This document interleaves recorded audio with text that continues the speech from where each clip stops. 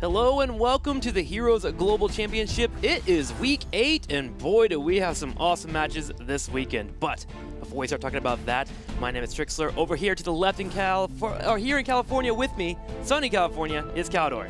Yeah, enjoying the sunny weather over here. I heard that Europe actually is really cold right now. I was talking to my dad the other day and I was like, you guys should have pretty decent weather by now as well. He was like, are you kidding? It's so cold over here. So yeah, warm greetings back to the European homeland. Oh man, I do miss snow sometimes here in California, but hey man, can't hate too much. We are getting tans and such. But let's talk about the global standings. How is the HGC faring across the lands? Here at the top left, North America, Tempo Storm with a 9-1. Team Liquid in Europe, still undefeated.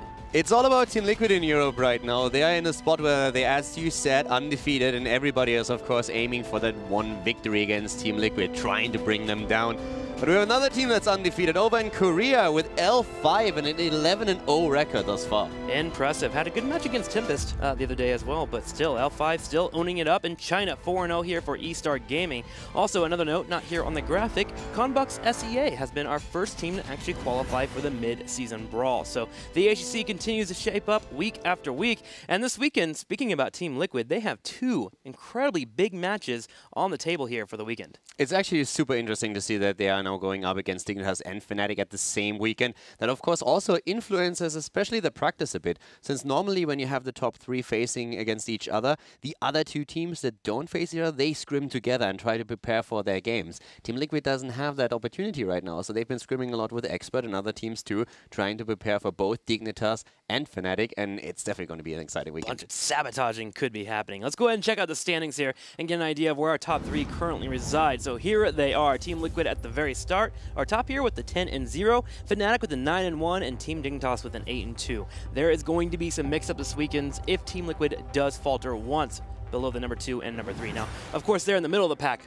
Tricked Esports and Playing Duck. Yeah, Tricked Esports and Playing Ducks is going to be, for me personally, the story at least of our first day here at the HGC. One of the most important things to note is that going into the season, a lot of teams expected Tricked to take the 4th spot within Europe.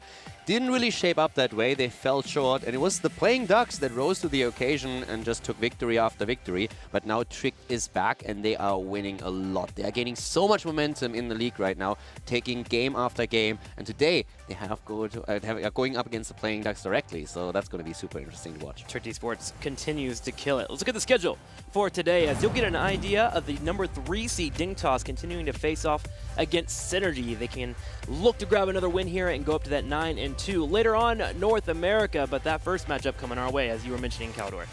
Exactly. Playing Ducks versus Tricked. It's definitely going to be the most important match for both of these teams during the season or the rest of the season, simply because they are in a direct competition for those spots in the playoffs. And when we're talking about the playoffs, it's of course super important to realize that we have our step ladder system where every single rank that you gain will just mean you have to play one less game to qualify for the mid-season brawl. So super important to just edge out small victories over your direct opponents, and Playing Ducks and Tricked, they will definitely bring the A-game today. Yeah, Tricked Esports really looking to look super serious here in their matchups, again, as they continue to be on fire throughout the HGC. Now, here is that step ladder system you were talking about. Remember, the 5th and 6th seed will compete first. The 4th seed, of course, will take on the winner of that, and we'll continue down all the way to find out who our 2nd seed will be to go to mid-season brawl. Now, do remember, number 1 slot, and it's why we keep talking about it with Team Liquid, will be guaranteed entry to the mid-season brawl. So this weekend, if Team Liquid can go through, they have a solid chance of keeping that number 1 spot. Exactly. And when we're talking about Team Liquid in particular, it's of course really important to also know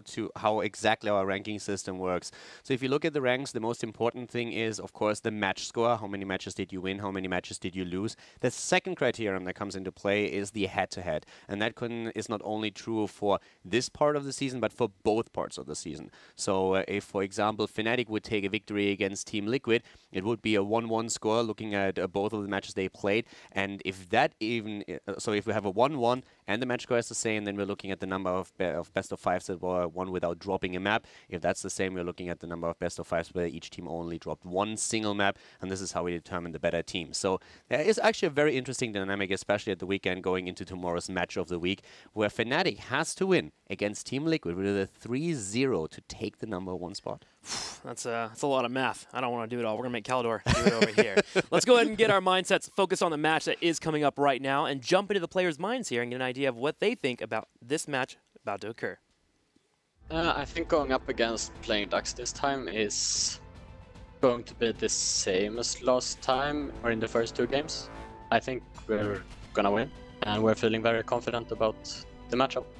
We have to win one best of 5 in the second split to hopefully not get close a bit.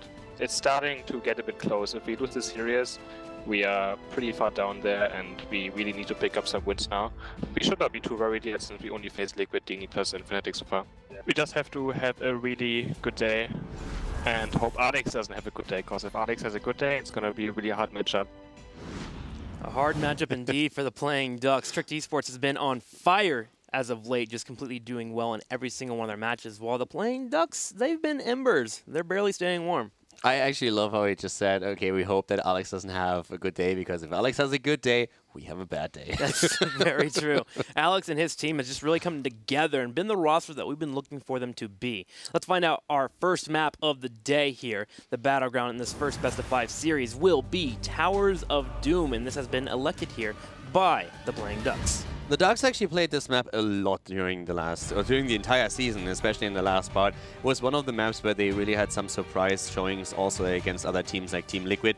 This is the map where we saw them with a sniper comp against the Lucio composition. This is a bit of a theme that we see these days, that Lucio, as he lacks the cleanse, is oftentimes targeted by sniper compositions where you try to just jump on one target in the backline.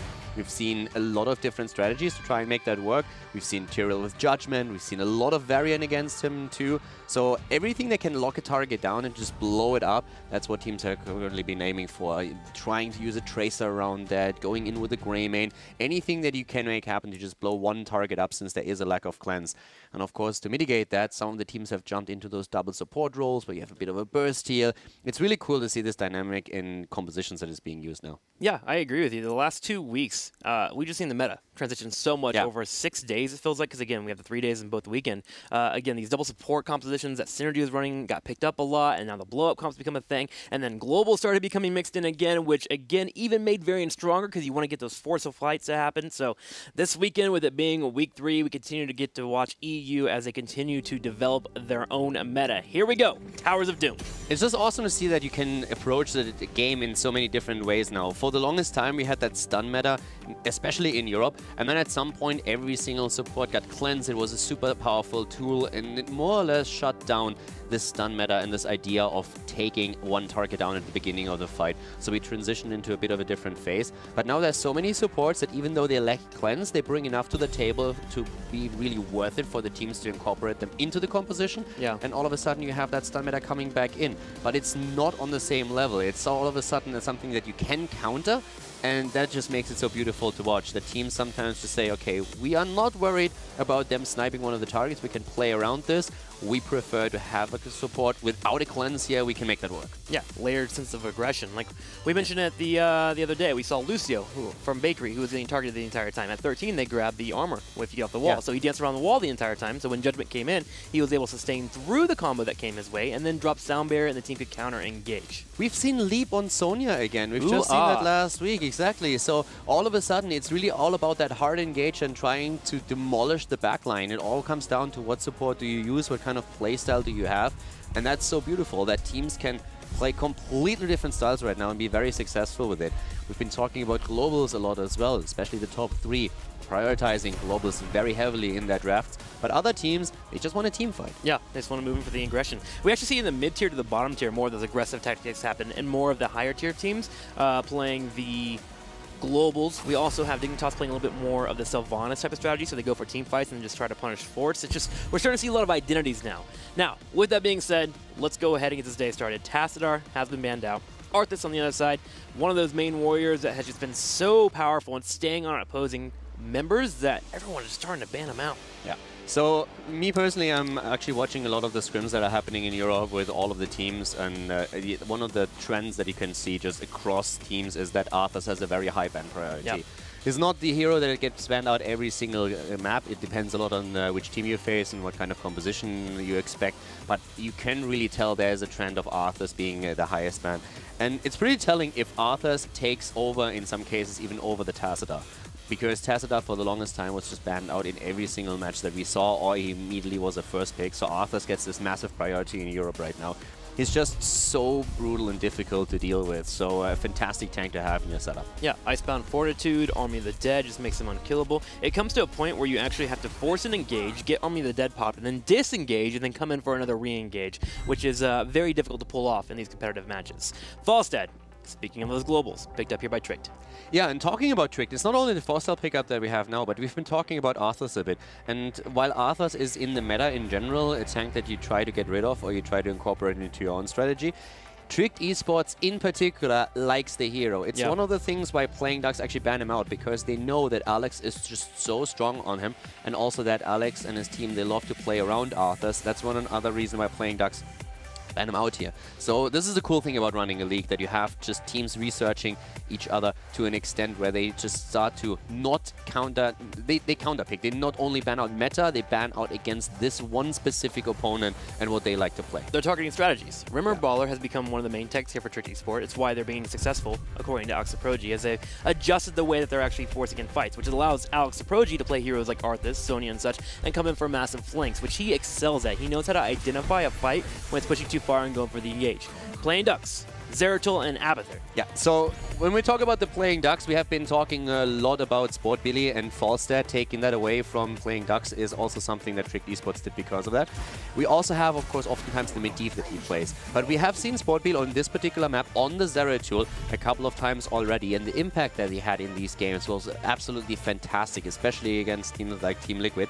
So right now we have Zeratul picked together with the Abathur. Thought process here is, of course, once again, that you can, with a double Zeratul later on, jump the backline. So if Tricked now decides that they are going for a Lucio, that they're going for Malf, anything that you can easily kill with Malf, it's a bit of an issue after 13 because he has Ice Block.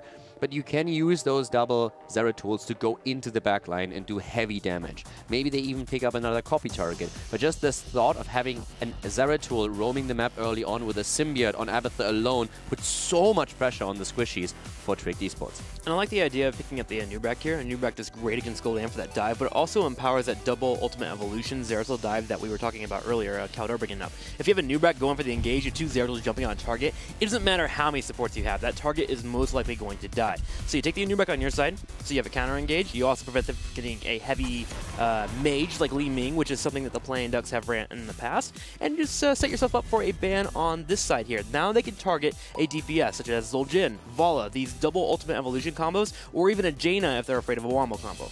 And let's not forget that with the Nubrak in the mix, now that Arthas is banned out, you also have someone who is able to just stun our targets, and that's going to be really important. Cocoon could be a tool that is used. We have seen that in Europe several times. The question just with that is, do we see the second tank? Is it going to be a double support setup where they are saying, okay, we can support our front line, or do they just add another melee to the mix? And then Cocoon all of a sudden opens up as an option for them. Yeah. So this is something that we could see now, depending on what the Playing Ducks use next.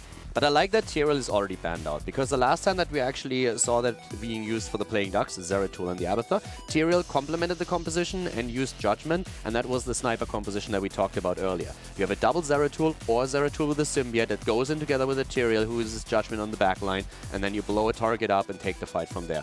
And this is something that Tricked Esports shuts down right away. Yeah, it's a good ban here. It also kind of indicates to me that they want to move into Lucio. The Playing Ducks' only opportunity to outplay that is to take Lucio now, but Lucio doesn't really work with Zeratul and Abathur as much as a normal composition. So they're in this weird pin where they're like, okay, well, we have to give up Lucio and find a different way to isolate him. They pick up Muradin instead. Muradin can also be used to jump into the backline a bit heavier. Sometimes you could argue that we would see a deviation maybe into that Sonya with Leap that we've seen already being played. But since you already picked up the Zeratul, you would put yourself into a really awkward spot where you have basically an all melee composition and then a support plus Abathur. So that would be a bit weird for them to use. Muradin is the easiest thing they get to start a lockdown, and then with Malfurion they can use the roots to lock the target down for a bit longer. If Zeratul is around, that would work. And let's not forget the synergy between Abathur and Muradin.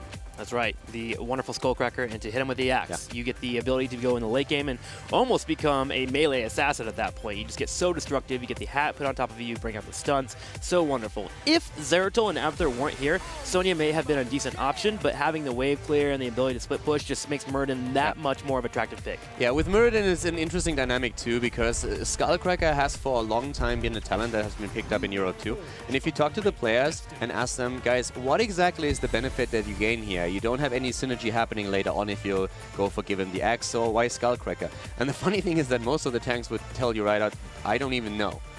Most of them just picked the Talon because it seemed to be on vogue for a little bit, but if you go for the momentum and the cooldown reduction here, it helps you so much more with the survivability, which is usually the idea that you use when you go in with Muradin. If you have an Abathur in the mix, it changes a bit, because later on you do so much more damage with Abathur that that extra attack speed that you gain through Skullcracker all of a sudden becomes an option. You can go into Give Him the Axe, you have an Abathur symbiote on top of you, it slows down everybody around you, so that extra attack speed nets you a lot of extra damage. So that's a combo that you can use. But the traditional build for Muradin would still try to go for the cooldown reduction, so that you get the clap rocking off a lot more often, and after 13 you get the heal. So the entire idea of Muradin is, I am that solo tank that jumps into the opponent, is in the middle of things, and just claps all day long and survives everything the opponent throws at you, while the rest of my team does work. Well, we'll see if Muradin can bring in those claps. Tychus will finish out this draft here for the Playing Ducks. An oldie, but one that continues to pop up here and there, especially with a double tank being available for Tricked Esport. I was thinking more of a Vala here, be a little bit more generalized, but Vala is a bit squishier than Tychus and can be locked down. And also, Tychus does bring in the power of Odin. You can siege down a bell tower, or of course have a prolonged fight around the altar phase, so he does fit here.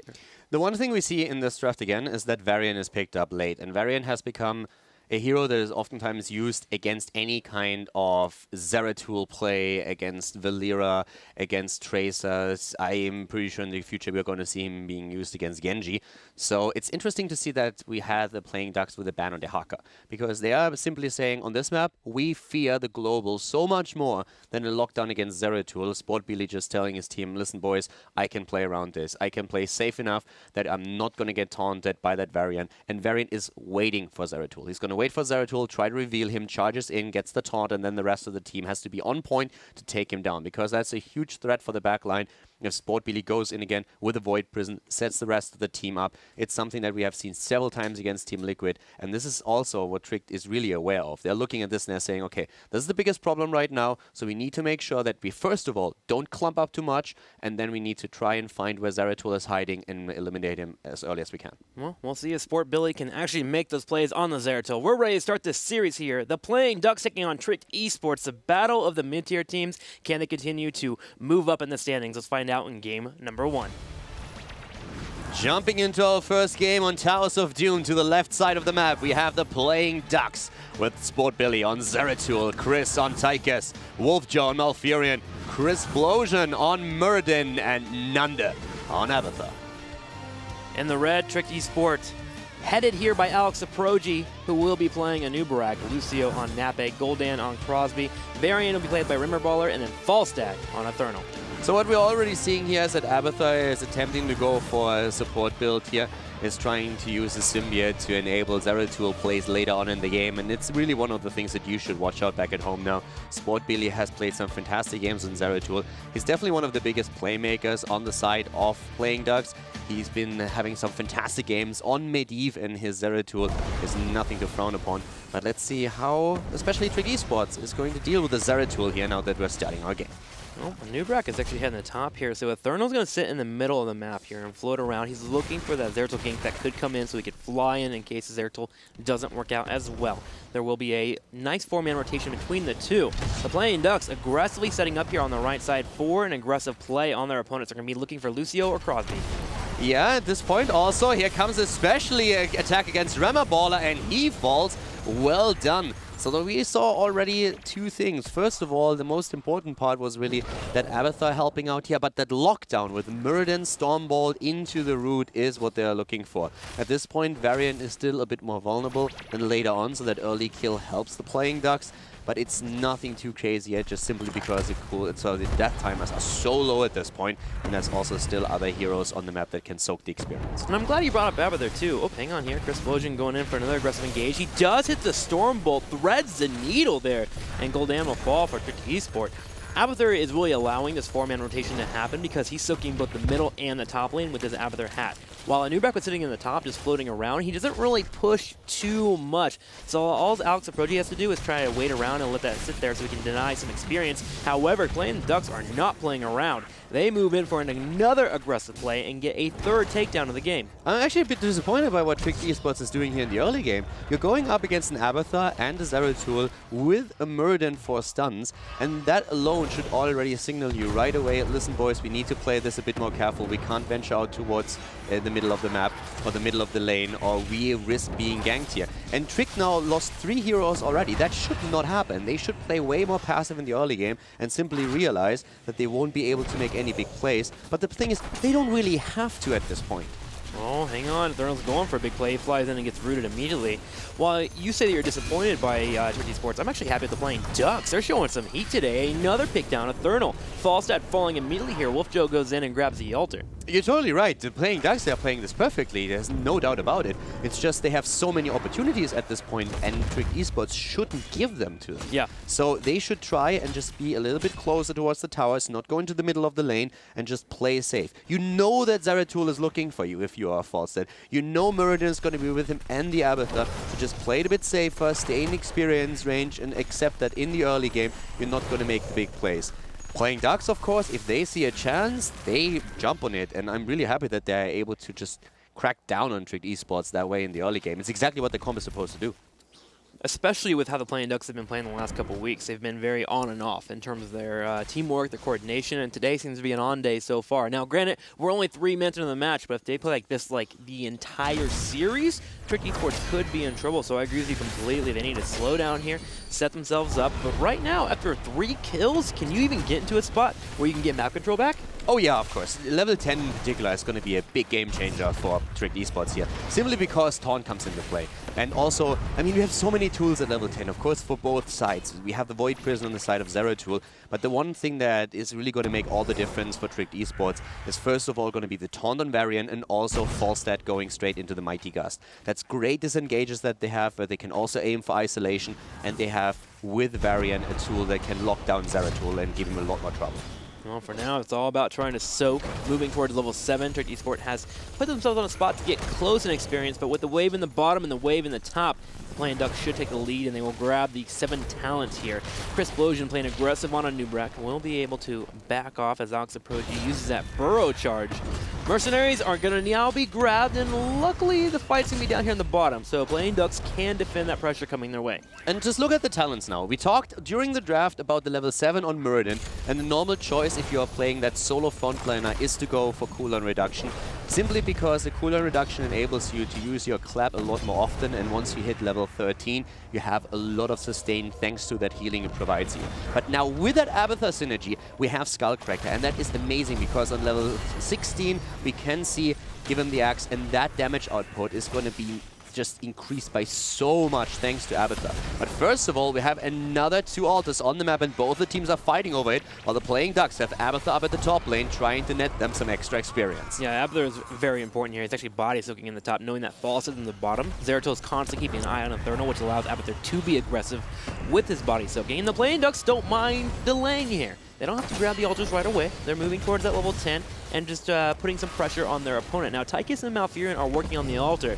but Alex Aproji in the middle should be able to delay that. Alex is delaying as long as he can. This down here is a 2 versus 4, so the PD, they need to be a bit careful. Chrisplosion with a stun attempt. Alex is moving back down as well. We see Thurnal with some extra pressure against Muradin thanks to the auto attacks. But once again, we have 1 altar taken. It was in favor of the Playing Ducks. The last one down here is something that Trick really has to fight for. Oh, Trick moving in. The burrow charge will hit. Wolf Joe will fall. There is a pick off. We're looking at Chrisplosion. He's able to jump out for now, but Trick Esports will be able to grab their 2nd altar of the game and at least trade here 1 for 1. Abathur still soaking. Chrisplosion thinking about jumping in, decides against it. And this is of course still a map where you can come back in the later stages of the game simply because you can't speed it up too much. It's not you losing a fort and all of a sudden your opponent goes for a core. You really have to wait for the objective. Great move by Thurnal. None not standing a chance there. And that is one of the huge risks of picking an Abathur into a Falstad, because thanks to the global, Thurnal can put the extra pressure onto Abathur. In this case, it worked out for him. So as a little slugger, you have to always be a bit careful where you position position yourself if your opponent is running a global or a stealth hero. Definitely have to be careful there. The bird getting the worm, and that ties up the experience. Strict Esport even takes the opportunity to get aggressive and grab the mercenaries. I like it. That's what I'm here for, man, every weekend. Early bird gets the worm, yeah. Okay, so in this case, level 10 for both sides in a moment, and there's the taunt, and we have Cocoon. So with a variant combo here, we have Cocoon and trying to go also here for the Horrify. And the taunt is in as well. Cocoon already being used. We're seeing Trick going immediately forward in the backline already. Zeratul using the Void Prism. Mighty Gus as the Turtle comes in from behind. Gul'dan is down though. Trick losing the first hero, and all of a sudden Playing Ducks are on the chase with a double Zeratul trying to go for Alex right now. Burrowing out, and it looks like Trick is going to be able to walk away here. Yeah, they're able to escape there. The Lucio helping out with the speed. They do retreat. Sadly, the Twilight Dream not connecting for Wolf Joe. He turned around to use it right when the Void Prism went to go down, but there was a miscommunication between the Playing Ducks, and that was a end result of only one takedown, which could have been more. Regardless, Playing Ducks still walk away with the fight, and they're in a position here to grab the altar. Both of the teams doing a really good job right now, but the altar, as you said, is going to appear in a few more seconds. Gul'dan is, of course, back on his way into the fight. Chris, on the other hand, dropping the Odin early, wants to zone them out as Wolfjo in the back tries to channel the altar, but here comes Strict Esports. 10 seconds on the Mighty Gus. Taunt is ready. Are they going to try for a lockdown kill? They're looking for it. They're dancing. Crosby here on the side. Mighty Gus is up. So is Cocoon. Horrify in 9 seconds. So the Playing Ducks do have to be careful here, especially with Twilight Dream not up for 30 seconds. Also, no more Odin, and that's a big problem. They were hoping to zone with the help of Chris for an altar channel, but that did not happen. Now it's Strict Esports pushing in as we see Odin just subside. They're going in again. Taunt is already being used. They're trying to go for a Furion, and that's the kill. That's the first kill in the team fight. Immediately a Mighty Gus into the backline. Crosby also being saved here. Sport Billy rushing away, but the Cocoon is on the ground. They're trying to lock the target down, and they can't do that. They go for it. It's a kill against Tychus, but they lost Gul'dan. Yeah, it's going to be a 2-for-1 trade, but they do lose out on their Tychus here. But with no Gul'dan being available, Wave Clear will be a bit harder here for Trick Esports, but they don't care. They move in for the aggressive play, they push into the bell tower, and they will open up the battleground. This is a big moment for this team here. Trick now tied 28-28 and having map pressure. A lot of experience in the middle. Eternal flying in, trying to catch the waves here, and also protecting that bell tower. So this game is starting to look a lot closer. The Ducks with a good early game, having 6 kills against 4 now, but inexperienced. They're only slightly ahead, aiming for level 13 at this point. Trick is doing well against the taunt. Sport Billy being attacked here, barely getting out of it, but getting bodied by the bell tower. Bell tower with a final blow that puts Trick closer to level 13. And you're right, after level 10, this Horrify, Cocoon, Taunt, all these tools become available for Trick Esport, and they are using it well. And with Zeratul falling here, it's a huge problem. He tried to save himself with the Void Prison, and that dropped another big cooldown onto their side. So it's still another 70 seconds until the Void Prison is back online. So this is a huge victory for Trick. They know that for the next minute, they're in a very safe spot, that Zeratul won't be able to make any plays. So that's on top of them taking down the hero itself. Esport Fridays are the best Fridays. Gotta agree with you, Jules RPG. Thank you for the tweet. And I am excited to start with this series in particular. These two teams in these last few weeks just moving towards this collision has been such a treat to watch, and now we get to watch it unfold. And it's great. Early game was awesome playing Ducks. Trick Esport was great in the mid game, but we're going to start moving towards that mid to late game. And now both teams will be forced to make plays. At this point, 13 for both sides. As he said, party mix completed. They go in with a potential kill. Crisplosion is a bit in trouble, but Eternal had to move out. Sport Billy still looking for a disengage here. Blink off cooldown, and he moves back out. But Rema and his boys are getting positioned on that altar again as Trick is trying to go for it. But here comes the Odin. Here comes Chris. He comes in with the big damage. You're going to have a Nande on the right side. Chris Explosion being focused on the right, but Wolf Joe comes in with a big Twilight Dream. Alex Aproji is attempting to retreat. He is low on health. He's able to burrow, and here goes Chris Explosion for another engage. The copy on Abatha has been eliminated already, though good Horrify saving the backline as 2 Zeratul jumped in, but they're going in once more. A VP is indeed up, and Sport Billy is looking for an opportunity here, but they are already so low, and most cooldowns have been used. We still have the taunt, we have the Mighty Gust. Trick is aiming for the altar, but here comes Chris Explosion jumping in deep. He jumps in, he looks at Crosby. Wolf Joe on the right, big root does connect. Napa gets caught, but he is able to be survived there by Eternal, bringing out the Mighty Gust. Sport Billy gets the Void Prison, he gets the takedown. Perfect Void Prism, only isolating one hero and able to get the kill. They get the double kill, but they pay with a price. Zeratul is down and Malfurion falls as well. It looked good for the Playing Ducks for a moment as Sport really wrecks the backline, but then all of a sudden we see Trick turning it around. Chrisplosion now with the help of Abathur turning into a monster on the other hand, able to net a third kill against Gul'dan. Well played. Death on both sides for these teams, but Trick Esport walks away with the lead there as they grab the altar. 28-23, the lead over for them. Now, do mention, we talked about it in the draft, 16 is about to hit here for Muradin, and that's where he becomes explosive. It's not only the 16, you could really already tell on the 13 talent how much more survivability that gives to a hero that has already one of the most insane sustains in the entire game. That was pretty crazy. He jumped into the bell tower. He knew that with the 13 on Abathur, he's going to get extra heals out of the symbiote, and that worked, of course, incredibly well for them. So Muradin, as he said, from here on out, is just going to get stronger and stronger. The Soma transference is already a big plus for him, but 16, that's also the question, what is Muradin going to do in case of his talent? Is he actually going for the extra damage, or is he just going to hope on Abathur empowering him already as is? Well, he's going for a casket now as he gets picked off on the right side. Tychus gets engaged on the left. There's going to be a cleanse used, but there is going to be the cocoon locking down the member. Alex Aproji looking for a pick. There's the stun. Oh, nice dash from Chris, but the burrow charge is in. Body blocking them even more. The kill is still happening. Well, that was a cool moment there, Chris. Nearly able to get out of it. Almost got out of it. He almost dropped a grenade too to knock a Nubrak into the kill zone to get the damage off, but the heals coming in. The shields were just enough. Alex Aproji with the fancy B-step almost pays for a loss there on Tychus, but it all works out as the team collides on top of Chris. 16 is here, and we indeed have given the axe. The synergy with Abathur and Muradin is crazy. If you've never played this combo, I can only recommend you to give it a shot in quick match. Just try it out for yourself. Abathur with this symbiote build is adding so much more sustain to Muradin, and the extra damage that you get out of the combo with the 2 level 16 talents. The slow on the symbiote on the spike for Abathur, and then Muradin just capitalizing on it with Given the Axe, increasing his basic attack damage by 60% for 3 seconds. Put on top of that his level 7 talent with more attack speed, and you have a monster. And that's exactly what they're trying to use here. Alex nearly falling victim to it already, barely being saved by the Mighty Gust. But that's still a call out to how strong that combo can be. And Nubrak almost bursted down with basic abilities. We had to have a Mighty Gust used just for the Playing Ducks not to get a kill on a Nubrak. That puts the Playing Ducks in a really good spot here. They have Void Prison, they have Odin, they have Twilight Dream. They also grabbed one of the altars on the left side here. There is a bit of a falter spot though, as they don't have their bell tower on the bottom left, so they only get 3 shots if they get this, which forces them to fight. Abathur is trying to also get that bell tower. Horrify being used already. We have in the backline Wolfjo, but nobody's there to go for it since Void Prism was used once again. Cocoon is also on the ground. Sportbilly is surviving this. Here comes Lucio going for the shield, and again Wolfjo being attacked, but he drops his ult. They walk away, attempt to go for Chrisplosion.